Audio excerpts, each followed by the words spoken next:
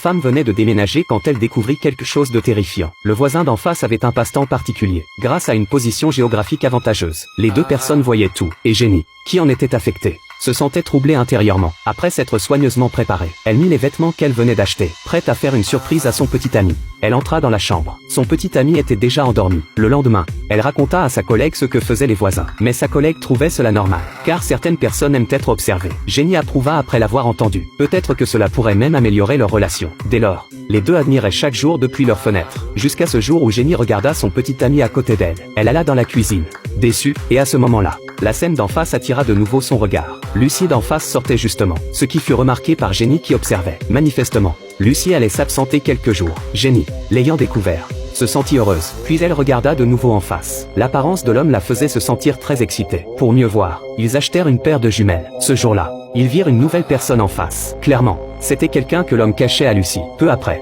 des mouvements commencèrent en face, et Jenny s'anima aussi, prête à synchroniser ses mouvements avec ceux d'en face. Après un certain temps, les jumelles seules ne suffisaient plus à satisfaire ses besoins. Ce jour-là, lors d'une réunion, un ami révéla un secret. Jacques, le petit ami, avait développé une technologie qui permettait de transmettre des sons grâce à la réfraction laser. Jenny, en l'apprenant, fut très heureuse. Rentrée chez elle, elle demanda à Jacques de capter les sons d'en face. Mais le laser devait être réfléchi pour rapporter le son. Évidemment, il fallait un miroir en face pour que cela fonctionne. À ce moment, Jenny découvrit qu'une fête était organisée en face. Alors ils se préparèrent, se déguisèrent en participants et se mêlèrent à la file d'attente. Et réussirent même à installer un miroir. De retour chez eux, après avoir testé, son petit ami ne l'avait pas déçu. Les sons d'en face furent transmis avec succès. Mais alors qu'ils se réjouissaient, des bruits de dispute leur parvinrent d'en face. Pendant la fête qui venait d'avoir lieu, John était entré dans la salle de bain avec quelqu'un. À présent, Lucie le disputait et après une vive discussion, John, ayant perdu son sang-froid, poussa May au sol, et brisa également les lunettes de Lucie. Jenny, qui avait tout vu, se plongea dans ses réflexions. Le lendemain,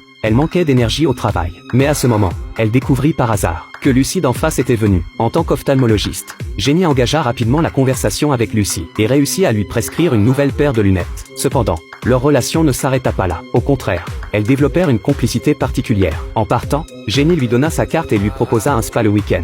De retour chez elle, Jenny était très heureuse. Elle raconta tout à Jacques. Cependant, Jacques fut très réticent, car ce comportement était fondamentalement inapproprié. D'autant plus que Jenny semblait obsédée. Et maintenant elle voulait établir un contact. La situation semblait clairement se détériorer. Jenny prévoyait de révéler pendant le spa que John voyait d'autres filles. Elle comptait sauver cette pauvre fille. Mais cela rendit Jacques encore plus opposé. Elle n'a pas besoin d'être sauvée. Tu devrais te sauver toi-même. Ça ne te concerne pas. Les deux se disputèrent à cause de leurs opinions divergentes. Cependant, Jenny ne s'arrêta pas. Elle continua d'utiliser ses jumelles. Le week-end arriva et les deux femmes se rencontrèrent. Jenny apprit de Lucie qu'elle était autrefois mannequin, et que John était un excellent photographe. Pour l'accompagner, elle avait démissionné. Maintenant, elle n'avait plus de revenus. Sa vie quotidienne dépendait presque entièrement de John. Par conséquent, leur vie conjugale était très difficile. Elle ne pouvait que tolérer l'attitude de John. Jenny se sentit impuissante face aux paroles de Lucie. Elle n'eut donc pas le courage de révéler la vérité. Cependant, avec l'espionnage quotidien de Jenny, Lucie vivait sous le masque hypocrite de Jacques. Cela déçut profondément Jenny. Profitant de la nuit, elle alluma la machine. Après avoir vérifié que seule Lucie était dans le salon, elle transmit un fichier par laser, faisant recevoir un morceau de papier à l'imprimante d'en face. Il y était écrit ce que John avait fait. Au début,